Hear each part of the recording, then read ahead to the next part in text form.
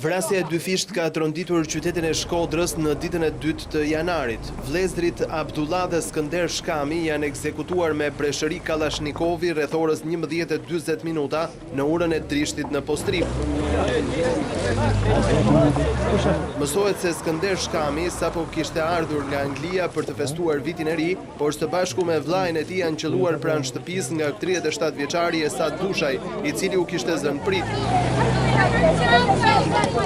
Sipas banorëve, krimi është kryer për shkak se autori para 2 vitesh kishte kërkuar dorën e vajzës së një prej viktimave dhe ky fundit e ka refuzuar, por vetë të afërm të vëllezërve Shkami thonë se Abdullahu dhe Skënderi nuk kishin konflikte me asnjë person dhe aq më pak mosmarrveshje të tillë krushie. Ja. Kjo është një rënë se nuk është e vërtetë po. Kur në gjumë mbërshi automatikut erdhëm me gjetëm të dy të vdekoj do.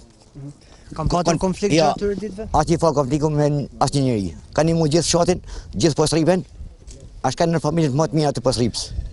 Menjëherë pasi ka kryer vrasjet, 37 vjeçari është larguar në mal. Për kapjen e tij janë angazhuar edhe forcat e ndërhyrjes së shpejtë. Kjo është ngjarja e dytë e rëndë që shënohet në vitin e ri 2016. Vetëm një ditë më parë, më 1 janar, në Sarand, një 50 vjeçar vrau me armë gruan me urdhër mbrojtjeje e më pas qelloi edhe veten.